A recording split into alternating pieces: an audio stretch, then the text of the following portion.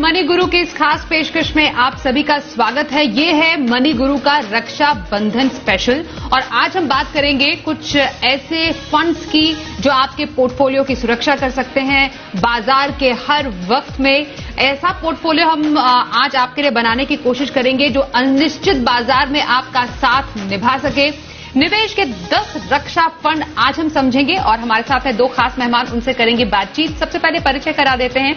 हमारे साथ प्रवीण बाजपेयी हैं, ये है फाउंडर फिनफिक्स, और साथ ही मोहित गांग, ये है फाउंडर मनी फ्रंट।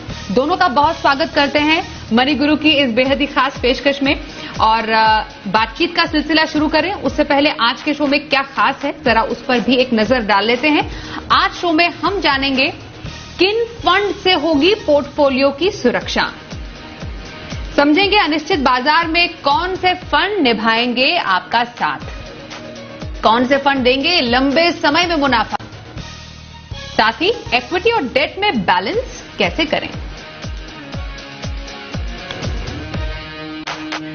तो सबसे पहले प्रवीण आपका स्वागत करते हैं, आप ही से शुरुआत करते हैं। और रक्षाबंधन का त्योहार, भाई बहन के बीच और ट्रस्ट बढ़ाने का त्योहार, एक दूसरे के लिए प्रेम जताने का त्योहार, और जिस तरीके से दोनों एक दूसरे को वचन देते हैं कि हाँ हम एक दूसरे के हमेशा साथ रहेंगे, सुरक्षा करेंगे, उम्र भर का साथ निभाएंगे, वैसे ही हमने सोचा कि पोर्टफोलियो में भी कुछ ऐसे फंड होने चाहिए जो एज ए निवेशक आपका साथ हमेशा निभाए, बाजार की चाल कैसी भी हो क्यों ना। इसलिए मैं सबसे पहले सीधे कैटेगरी पर ही आना चाहूंगी क्योंकि काफी हमें फंड्स को डिस्कस करना है आज। तो कौन सी ऐसी कैटेगरी का सबसे पहले फंड आप बताने जा रही हैं जो कि रक्षा पोर्टफोलियो में शामिल किया जा सकता है। नमस्कार Swati, thank you for having me on the show and सारे दर्शकों को और आपको राखी की। बिल्कुल आपने जो बोला दैट अपने पोर्टफोलियो को हमें प्रोटेक्ट करना है, और जब हम प्रोटेक्शन की बात करते हैं स्वाति तब हमें हर तरीके से उसको प्रोटेक्ट करना है क्योंकि हमें परचेजिंग पावर जो रिस्क है उसके अगेंस्ट, यानी कि जो इन्फ्लेशन रिस्क है उसके अगेंस्ट भी प्रोटेक्ट करना है कि हमारा पैसा ग्रो हो। तो जो सबसे पहली कैटेगरी है मैं जो डिस्कस करना चाहूंगी वो है लार्ज कैप स्पेस, और लार्ज कैप में exposure through an index fund. Large cap funds हमारे हो गए जो बेसिकली टॉप 100 कंपनीज में इन्वेस्ट करते हैं, और इनके लिए आई थिंक इंडेक्स फंड को चुनना बेस्ट ऑप्शन है। और उसमें मैं एक स्ट्रैटेजी डिस्कस करना चाहूंगी जो मेरा सजेशन होगा कि निफ्टी, यानी कि जो निफ्टी 50 के स्टॉक्स हैं, जो टॉप 50 स्टॉक्स हैं हमारी इकोनॉमी के, हमारी कंट्री के, उनमें निवेश किया जाए through an equal weighted strategy. यानी कि हर जो 50 स्टॉक्स हैं हमारे पास, हर में एक 2% का वेटेज मेंटेन होगा। किसी भी स्टॉक में हम ओवरवेट नहीं जा रहे हैं, यहाँ पे एक वैल्यू और ग्रोथ का अच्छा कॉम्बिनेशन बनता है। एंड आई थिंक ये एक स्टेबिलिटी लाता है क्योंकि एक लार्ज कैप है आपके पोर्टफोलियो में, और एक सिंपल बहुत ही लो कॉस्ट स्ट्रैटेजी के थ्रू ये किया जा सकता है। ओके, तो आपने कहा कि इंडेक्स फंड एक ऐसी कैटेगरी हो सकती है जो पोर्टफोलियो को स्टेबिलिटी देने में काम आपके मददगार साबित हो सकती है। ये आपका स्टेबल पोर्टफोलियो का एक व्यू है। तो ऐसे कौन से फंड है from index fund category Praveen जो आप दर्शकों को बताना चाहेंगी?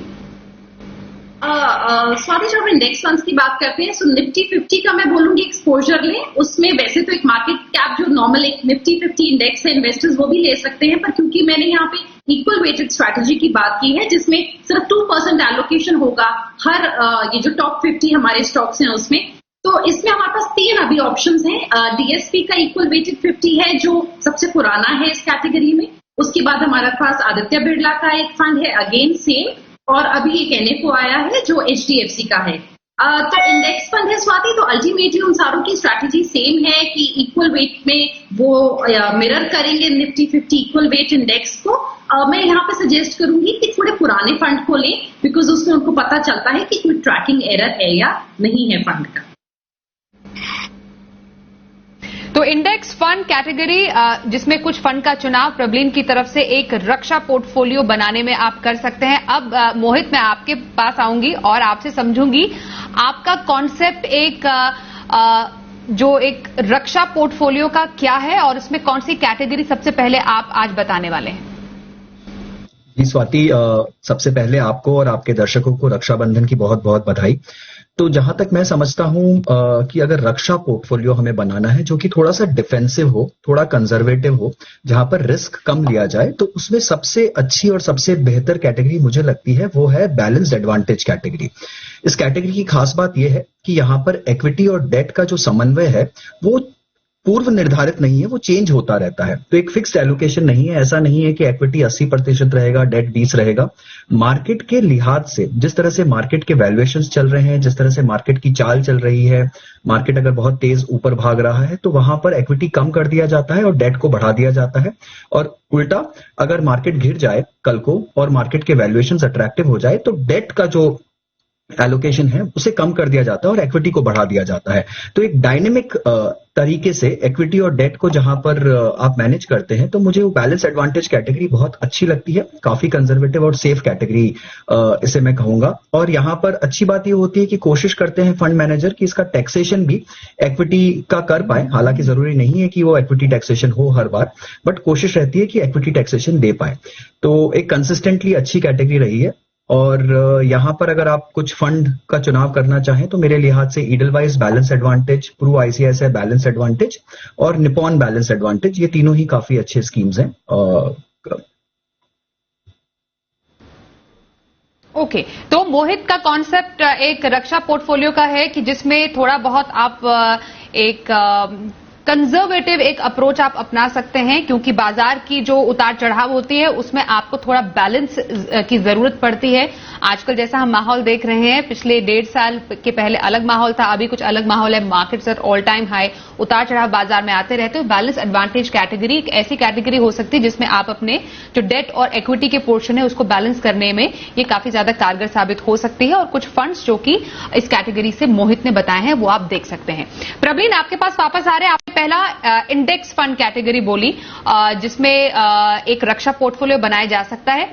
दूसरी कैटेगरी कौन सी आप सजेस्ट करेंगी जो कि किसी ना किसी के पोर्टफोलियो में होनी ही चाहिए, और उसके पीछे आपका रीजन क्या है इस ऐसी जो कैटेगरी बताने वाली उसको शामिल करने के पीछे? स्वाति, जैसे मोहित ने बोला कि उनका थोड़ा कंजर्वेटिव आउटलुक है, मैं थोड़ा सा इसको asset allocation point of view से लेके चल रही हूँ। तो एक हमने इंडेक्स फंड कवर कर लिए जहां पे हमने लार्ज कैप को डिस्कस किया। सेकंड स्वाति, जो मेरी कैटेगरी है जो मैं डेफिनेटली चाहूंगी कि इन्वेस्टर्स के पास हो, वो हमें हमारे अपने ही कंट्री रिस्क से एक तरीके से बचाती है। बिकॉज सो मैं सजेस्ट करूंगी कि इन्वेस्टर्स के पोर्टफोलियो में थोड़ा ग्लोबल डाइवर्सिफिकेशन होना चाहिए, क्योंकि जैसे आप देखिए 2024 में इलेक्शंस आने वाले हैं। कहीं पे फ्रैक्चर्ड मैंडेट आता है, उससे मार्केट्स पे फर्क पड़ता है। कोई ना कोई जियोपॉलिटिकल टेंशन, क्योंकि हमारे नेबर्स में नेबर चाइना है, इस तरफ पाकिस्तान है, कुछ ना कुछ इश्यूज होते हैं। तो इस तरीके की कोई घटना होती है तो जो भी आपका डोमेस्टिक मार्केट्स है उस पर इम्पैक्ट आता है। And when you are investing outside the country Swati, तो आप कहीं ना कहीं जो एक कंट्री रिस्क है उसको कम करते हैं। तो एक एडिशनल लेयर ऑफ डाइवर्सिफिकेशन के पॉइंट ऑफ व्यू से। सेकेंड, दैट कुछ थीम्स हैं जो इंडिया में अवेलेबल ही नहीं है और हम लोग खुद उनको यूज कर रहे हैं। हमारी कॉल्स जो हैं वो जूम पे, स्काइप पे होती हैं। इस टाइप की जो सारी कंपनीज हैं ये बाहर लिस्टेड हैं। आर्टिफिशियल इंटेलिजेंस हो गया, ब्लॉकचेन हो गया, बहुत सारी न्यू इमर्जिंग टेक्नोलॉजीज हैं। इनका अभी हमें इंडिया में एक्सपोजर नहीं मिल पाता है। एंड थर्ड रीजन स्वाति की जो हमारा रुपी है वो कहीं ना कहीं यूएसडी के अगेंस्ट वीक होता चला आया है और जो डेप्रिसिएशन ऑफ रुपी है वहां से इंडियन इन्वेस्टर्स एक्चुअली एक तरफ अगर हमें नुकसान है तो हमें उस चीज का बेनिफिट मिलता है जब हम ग्लोबली डाइवर्सिफाई करते हैं। तो मैं सलाह दूंगी कि एक ग्लोबल फंड ऐड किया जाए। पर अगेन यहाँ पे मार्केट्स जिसको कहते हैं जो विनर्स हैं वो चेंज होते रहते हैं। कभी इंडियन मार्केट्स बेटर परफॉर्म कर सकती हैं, कभी यूएस की, कभी चाइना की। तो जो इंडिया और यूएस का कोरिलेशन है मार्केट्स का वो भी काफी कम देखा गया है।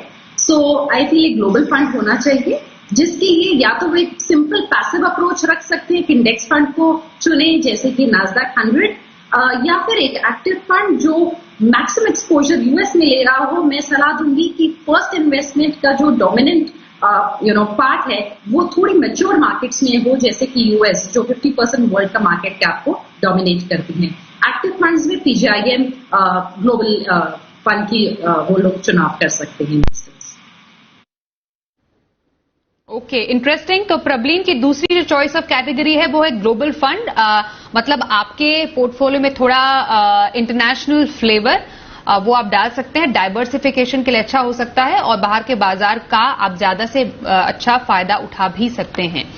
अब मोहित, आपके पास आपने पहली बैलेंस एडवांटेज कैटेगरी एक सुरक्षित पोर्टफोलियो के लिए सजेस्ट की। दूसरी कैटेगरी कौन सी आप सजेस्ट करना चाहेंगे दर्शकों के पोर्टफोलियो के लिए? जी स्वाति, जैसा प्रबलीन ने बताया कि डाइवर्सिफिकेशन बहुत जरूरी है, तो उसी लिहाज से अगर उसी बेसिस को आगे बढ़ाया जाए तो डाइवर्सिफिकेशन अक्रॉस डिफरेंट एसेट्स, जितने एसेट्स आपको इंडिया में मिल सकते हैं उसके अंदर भी अगर डाइवर्सिफाई किया जाए तो मेरे लिहाज से वहां पर आप एक अच्छा सुरक्षित पोर्टफोलियो बना सकते हैं। तो काफी बार ये देखा गया है कि आप जब किसी एडवाइजर के पास जाते हैं या किसी सलाहकार के पास जाते हैं, वो आपको बोलेगा कि आपके पोर्टफोलियो में इक्विटी हो, डेट हो, थोड़ा रियल एस्टेट हो, थोड़ा कमोडिटीज हो, तो डिफरेंट डिफरेंट एसेट्स जो कि नेगेटिवली को रिलेटेड हो और उससे आप एक अच्छा पोर्टफोलियो बना सकते हैं। इसी तरह से इंटरनेशनल कैटेगरी जैसे प्रबलीन ने बताया, राइट। तो अगर आपको ये सारी कैटेगरीज एक पूरे पोर्टफोलियो में न डालकर किसी एक स्कीम में पैक कर दी जाए तो आप एक मल्टी एसेट कैटेगरी पर आ जाते हैं। तो मल्टी एसेट कैटेगरी की खास बात यह है कि वहां पर इक्विटी भी होगा, डेट भी होगा और कुछ मात्रा में वहां पर कमोडिटीज भी रहता है।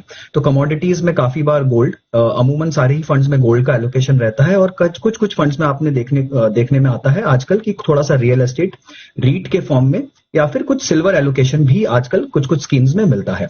तो जब ये 3-4 एसेट मिलकर एक पैकेज के तौर पर एक फंड में कर दिए जाए तो उससे आपके पोर्टफोलियो में या आपके एक ही स्कीम में आपको अच्छा डाइवर्सिफिकेशन मिल जाता है। काफी सेफ हो जाता है आपका ये जो स्कीम का एलोकेशन है, बिकॉज इसमें डेट और गोल्ड एक तरह से सेफ्टी के लिहाज से काम करते हैं आपके पोर्टफोलियो को सुरक्षित रखने में, और इक्विटी से आपको जो किकर मिलना चाहिए मार्केट में वो मिलता रहता है। तो मेरे लिहाज से ये कैटेगरी काफी अच्छी है जिन्हें एक सुरक्षा पोर्टफोलियो बनाना है।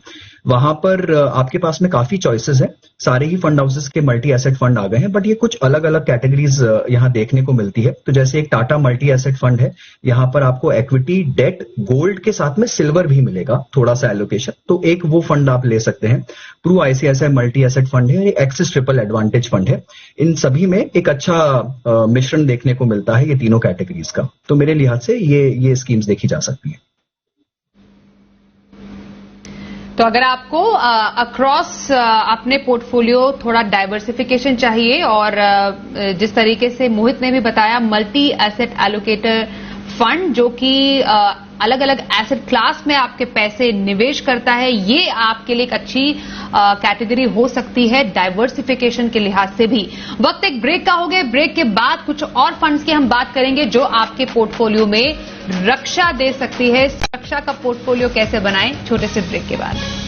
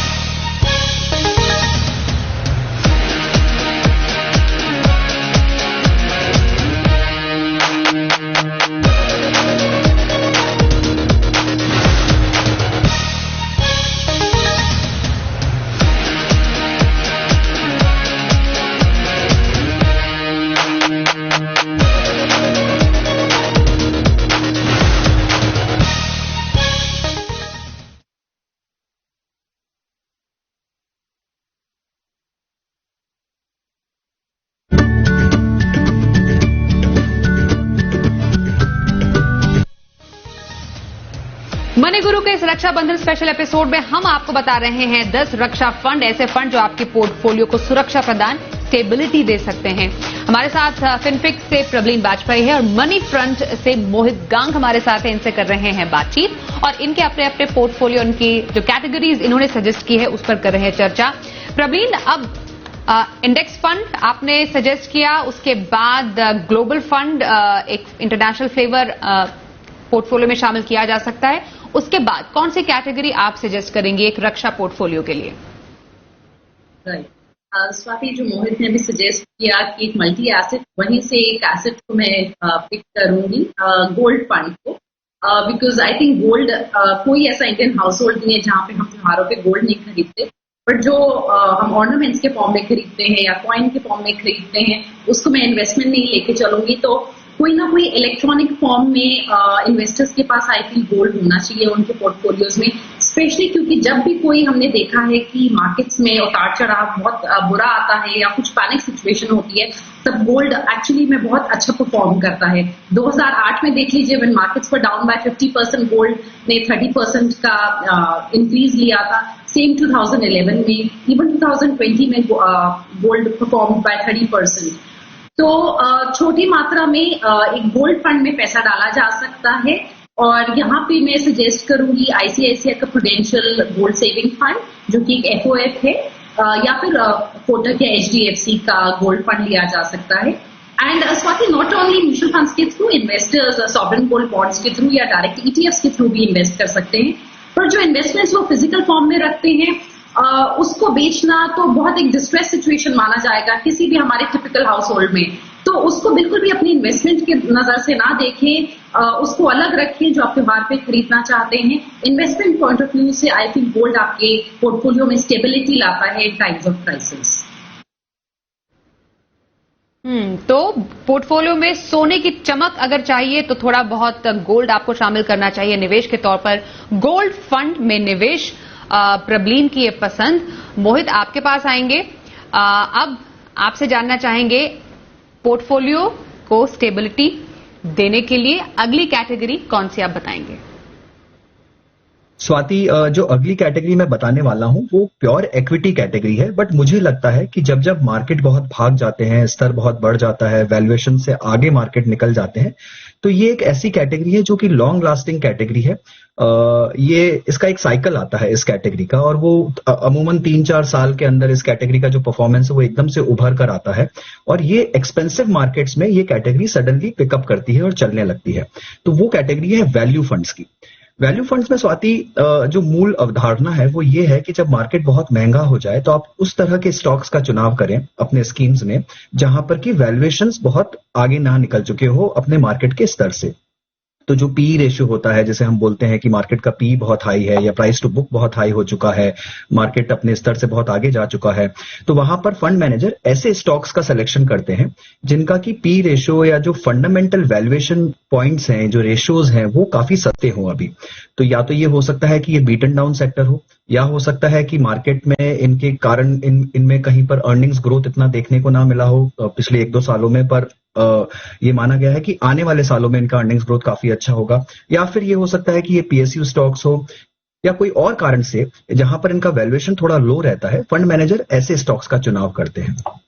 अब इस कैटेगरी में देखने वाली बात यह है कि आपको ऐसे फंड मैनेजर का चुनाव करना है जो कि इसे सालों साल चला रहा है स्ट्रैटेजी को, बिकॉज ये स्ट्रैटेजी थोड़ी सी अलग हटकर है और यहां पर उन्हें अच्छे एक्सपीरियंस की जरूरत है, अच्छे स्टॉक्स का चुनाव करना होता है रेगुलर बेसिस पे। तो यहां पर जो मुझे 3 स्कीम्स अच्छे लगते हैं वो है Tata equity P fund, ICICI prudential value discovery fund जो कि बहुत पुराना फंड है मार्केट में और काफी सालों से चला रहा है, और यूटीआई वैल्यू अपॉर्चुनिटीज फंड। तो ये तीनों फंड उस बेसिस पर चलते हैं जहां पर सस्ते स्टॉक्स उठाए जाते हैं, और थोड़ा पेशेंस रखेंगे तो ये कैटेगरी लॉन्ग टर्म के लिहाज से काफी अच्छी कैटेगरी साबित होती है। तो लंबी अवधि में वैल्यू फंड का बहुत बेहतरीन फायदा आप उठा सकते हैं। वैल्यू फंड पसंद मोहित गांग की। अब हम आगे बढ़ते हैं, प्रबलीन के पास जाते हैं और प्रबलीन से जानेंगे उनकी अलग कैटेगरी जो पोर्टफोलियो में शामिल कर सकते हैं। तो मेरा नेक्स्ट चॉइस है स्वाति एक फ्लेक्सी कैप फंड के लिए, क्योंकि आई फील इंडियन मार्केट्स में बहुत पोटेंशियल है और लॉन्ग टर्म इन्वेस्टिंग के पॉइंट ऑफ व्यू से अगर देखा जाए तो आई फील फ्लेक्सी कैप एक बहुत अच्छी कैटेगरी बनती है बिकॉज यहाँ पे बहुत फ्रीडम होता है फंड मैनेजर को कि वो लार्ज कैप, मिड कैप और स्मॉल कैप में अपने हिसाब से मूव कर सकते हैं। बेसिक सिर्फ 65% इक्विटीज में रख के उसके बाद कोई लिमिटेशन नहीं है ऑन स्पेसिफिक मार्केट कैप में इन्वेस्ट करना है। एक लंबी अवधि के लिए देखें जहां पे हम लोग अपने रिटायरमेंट के लिए पैसा डाल रहे हैं या बच्चों की एजुकेशन के लिए, वहां पे इन्फ्लेशन को बीट करना बहुत इंपॉर्टेंट है, तो वहां पे रिस्क एक डिफरेंट तरीके से आता है। तो लॉन्ग टर्म इन्वेस्टिंग के पॉइंट ऑफ व्यू से आई फील की बहुत अच्छी कैटेगरी है। यहाँ पे मेरी दो फंड्स हैं मैं जिनको सजेस्ट करना चाहूंगी। एक है डीएसपी का फ्लेक्सी कैप फंड। अगर हम इसको देखें 5 इयर्स के रोलिंग रिटर्न बेसिस पे तो इसने एक्चुअली कभी नेगेटिव रिटर्न्स नहीं दिए हैं। इट्स अ वेटरन फंड, 20-24 साल पुराना फंड है and it's a quality portfolio. और इसके अलावा साथ ही अगर कोई इन्वेस्टर्स अलग से ग्लोबल फंड नहीं लेना चाहते हैं या उनको लगता है कि वो कंट्री के बाहर अलग से एक इंटरनेशनल फंड में ना निवेश करके कुछ इंडियन डोमेस्टिक मार्केट्स में लगाएं, तो वहां पे इन्वेस्टर्स पारंपरिक फ्लेक्सी कैप फंड को भी देख सकते हैं बिकॉज ये फंड अपने पोर्टफोलियो में 35% तक बाहर का एलोकेशन करता है ग्लोबल मार्केट्स में। सो डिपेंडिंग ऑन कि वो बाकी क्या फंड्स का चुनाव करते हैं, इन दोनों फंड्स को देखा जा सकता है फॉर लॉन्ग टर्म इन्वेस्टिंग। तो फ्लेक्सी कैप कैटेगरी जो कि एक स्टेबल पोर्टफोलियो के लिए आप अपने पोर्टफोलियो में शामिल कर सकते हैं। मोहित, आप कौन सी कैटेगरी सजेस्ट करेंगे नेक्स्ट? जी स्वाति, मैं एक और बहुत ही ज्यादा कंजर्वेटिव कैटेगरी में जाऊंगा अब, जो है इक्विटी सेविंग्स कैटेगरी। तो हमने बैलेंस एडवांटेज देखा जहां पर इक्विटी और डेट था, हमने मल्टी एसेट देखा जहां पर इक्विटी डेट के साथ में कमोडिटीज का एलोकेशन था। अब मैं जाता हूं इक्विटी सेविंग्स पर जहां पर इक्विटी डेट और आर्बिट्राज का एलोकेशन है। तो अमूमन 35% ईच, 30 से 35% इक्विटी, 30 से 35% डेट और 30 से 35% आर्बिट्राज का एलोकेशन रहता है। ये रिस्क के लिहाज से और कंजर्वेटिव हो गया, कम रिस्क होता है इसके अंदर में, और रिटर्न के लिहाज से भी थोड़ा सा कम रिटर्न देगा आपको जो दूसरी इक्विटी कैटेगरीज हैं बैलेंस कैटेगरीज से उससे, बट काफी सेफ माना गया है इस चॉइस को। और सबसे अच्छी बात यह है कि इक्विटी और आर्बिट्राज मिलकर जो एलोकेशन 65% के ऊपर हो जाता है तो फंड में टैक्सेशन भी इक्विटी का लग जाता है। तो उस लिहाज से ये कैटेगरी काफी अच्छी और बहुत ही सेफ कंजर्वेटिव कैटेगरी है। यहां पर आपके स्कीम के चॉइसेस जो है वो हो सकते हैं Edelweiss equity savings fund, HDFC equity savings या फिर कोटक इक्विटी सेविंग्स, तीनों ही काफी अच्छे स्कीम्स हैं। मोहित, आपकी आखिरी कैटेगरी भी मैं जाना चाहूंगी और उसके बाद मैं प्रबलीन से समझूंगी। समय थोड़ा कम है इसलिए थोड़ा सा क्रिस्पली। बिल्कुल, आखिरी कैटेगरी एकदम कंजर्वेटिव डेट कैटेगरी का मैंने चुनाव किया है और वो है फ्लोटिंग रेट फंड्स। तो फ्लोटर्स जो होते हैं वो फ्लोटिंग रेट, जैसा कि नाम बताता है, इंटरेस्ट रेट इसमें चेंज होता रहता है। जैसे जैसे रेट्स ऊपर जाएंगे वैसे वैसे हायर इंटरेस्ट रेट्स कैप्चर कर पाएगा फंड का पोर्टफोलियो। और चांसेस ये बहुत है स्वाति अभी मार्केट में कि इंटरेस्ट रेट साइकिल जो है वो टर्न होगा और रेट्स ऊपर जाएंगे। तो फ्लोटिंग रेट कैटेगरी ऐसे में बहुत अच्छा चुनाव हो सकता है डेट कैटेगरी में। यहां पर आप HDFC floating rate fund, ICICI prudential floating rate fund या फिर आदित्य बिरला सन लाइफ फ्लोटिंग रेट फंड्स का चुनाव कर सकते हैं। और ये एक तरह से ड्यूरेशन रिस्क को भी कम करता है बिकॉज इसमें जो ड्यूरेशन होता है वो 1 से 1.5 साल का ही होता है फंड में। तो उस लिहाज से डेट की काफी सेफ कैटेगरी है। और प्रबलीन, आपकी आखिरी कैटेगरी पोर्टफोलियो में शामिल करने लायक? जी स्वाति, ये मेरी थोड़ी सी कंजर्वेटिव है। It's the aggressive hybrid category. इसमें 65 to 80% इक्विटीज में इन्वेस्टमेंट होता है और 20 से 35% तक डेट में होता है। स्वाति, एक अच्छा कॉम्बिनेशन बनता है डेट एंड इक्विटी का। टैक्सेशन इक्विटी के हिसाब से है। मेरा चुनाव है यहाँ पे मेरे एसेट हाइब्रिड फंड। एक तो अगर हम past, it's a 6 year old fund, 5 साल का देखें 3 साल के रोलिंग रिटर्न बेसिस पे तो अगेन नेगेटिव टेरेन में बहुत कम रहा है। इन्वेस्टर्स जो 5 साल तक का पैसा लगाना चाहते हैं या 6 साल तक का, जो थोड़ा हम कम लेके चलते हैं इक्विटी के हिसाब से, वहां पे एक hybrid aggressive category I think अच्छा सूट करती है। और इस फंड में हाई क्वालिटी पोर्टफोलियो है even on the debt side, जो बहुत इंपॉर्टेंट होता है किसी भी हाइब्रिड फंड में, क्योंकि जहां डेट एंड इक्विटी दोनों हैं, इक्विटीज हमें पता होता है क्या होल्डिंग्स हैं, डेट का भी क्लैरिटी होना कि क्वालिटी अच्छी है ताकि कोई क्रेडिट रिस्क फंड ना हो, वो जरूरी है। तो and I think it is a good fund with a high quality both equity and debt portfolio. तो एक हाइब्रिड एग्रेसिव कैटेगरी मेरी लास्ट चॉइस है। ओके, और इसमें Mirae asset hybrid equity fund का चुनाव प्रबलीन ने किया है। तो हमें एक्चुअली दो आज कॉन्सेप्ट देखने को मिले, समझने को मिले। थोड़ा एक कंजर्वेटिव, थोड़ा सा हल्का सा आप अगर हल्का अग्रेसिव होना चाहते हैं, थोड़ा सा आपको एक्सपेरिमेंट करना है, तो उसमें अलग अलग कैटेगरीज के फंड्स हमने आज उन पर चर्चा की। प्रबलीन और मोहित, बहुत शुक्रिया, आप हमारे साथ आज इस शो में शामिल हुए और दर्शकों को काफी हद तक बता पाए कि आखिर हर बाजार के हर एक हाल में किस तरीके से आप अपना पोर्टफोलियो बना सकते हैं। तो आज के इस खास एपिसोड में बस इतना ही। एक बार फिर से धन्यवाद करेंगे अपने दोनों ही खास मेहमानों का। वक्त एक ब्रेक का है, खबरों का सिलसिला जारी रहेगा।